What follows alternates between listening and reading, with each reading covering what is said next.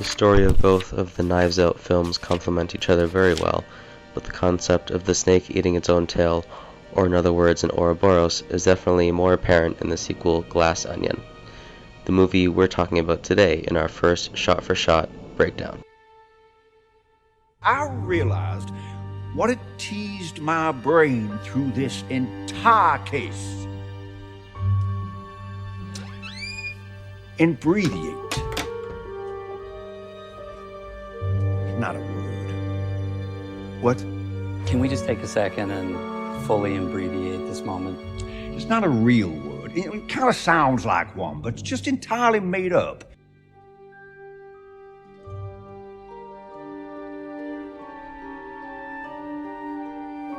Benoit Blanc serves as the voice of reason in this hectic calm before the storm. He says, "Look at the clear center of this glass onion," as well as, "Think clearly now." These lines especially stood out to me in terms of our scene because the camera is on our detective. He's perfectly symmetrical to the frame when he explains his thinking, including these lines.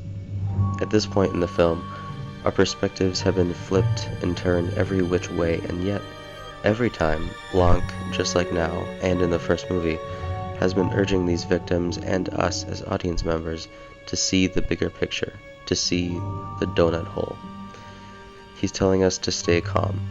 However, if you look around the room, as I did when I went to see this in theaters last November, you will notice how unsettled, jumpy, and even distraught some of the more once laid-back characters at the start of the film are at this very moment. Having the power of being able to make a sequel, Rian Johnson plays us on the fact that since we were fans of the twists of the first movie, we would look to Benoit for the answers but still try to be detectives in our own rights, and guess who the villain or the villains are based on the actors' performances. There's a great build-up with that same tension throughout this whole first part of the scene. Another aspect that stands out to me is every time Miles Braun rushes to Benoit for protection, it's a medium and mostly symmetrical shot that's just on them. The negative space behind them helps to keep the tension steady. Sooner than later, Benoit finally cracks in his soothing and calm under pressure type nature and is on the ground in a low angle, medium shot, trying to figure out the case, just like everyone else. He's even in the same frames as all the other characters now. Overall, these things show that Benoit Blanc is just as tense and frightened as everyone else before the lights are turned out. I assumed Miles Braun was a complicated genius, but why? Look into the clear center of this glass onion. Miles Braun is an idiot. Oh, please. Just tell us who tried to kill me. Nobody tried to kill you, you vainglorious buffoon. Duke took my glass. That's what you told us he did. He must have picked it up by mistake, you told.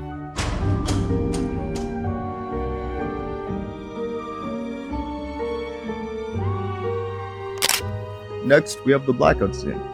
As the lights go out following Duke's death, we are met with the lights in the entire mansion going out, aside from the constantly rotating strobe lights from a tower outside of the mansion, which is seen in an establishing shot. This scene works perfectly thematically because it highlights what all the characters are going through emotion-wise. Complete panic and chaos.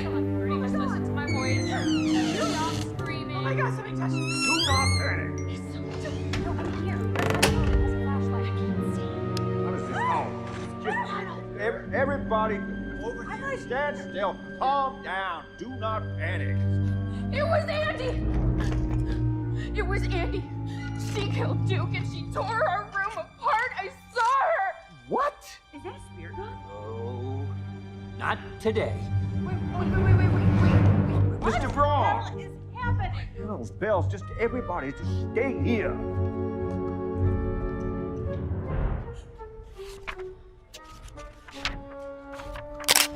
The characters have a short feud with one another, and one by one they all eventually dip into the newly discovered darkness of the mansion. This scene also uses a common trope when it comes to lighting in relation to storytelling. Filming a character with only half of their face lit up is a common way to convey that they're hiding something, or that they can't be trusted, and Glass Onion uses this perfectly. Right before everyone dips into the dark, there's a short sequence of close-ups with the strobe lights flashed onto the three most likely culprits: Birdie, Claire, and Lionel, which is also followed by Birdie dipping into the darkness, allowing for a transition into the next shot.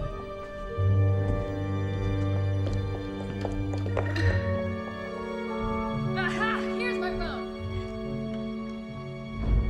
Ready? Lionel? Guys? Andy?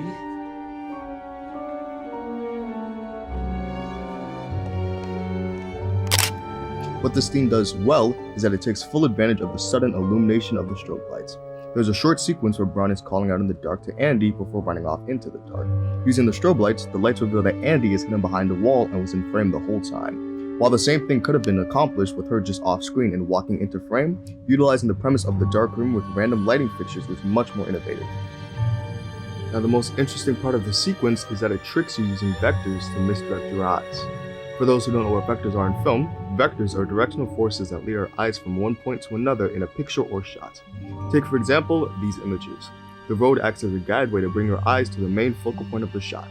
I bring this up because the scene actually uses the lights to create sections of the screen that we want to look at, which is wherever the light is. I'm going to replay this clip now and see if you can spot a crucial detail you may have missed on your first viewing. Try and look in where the director doesn't want you to. Andy? If we look closer, we can actually see a gun in Braun's hand, which becomes very crucial to the plot in the upcoming scenes.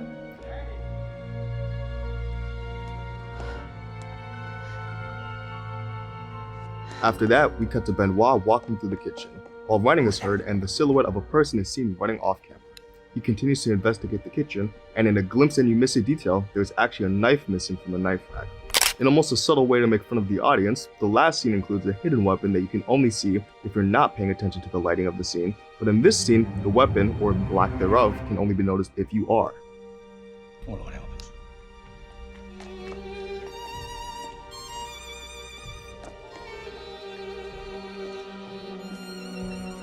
Helen!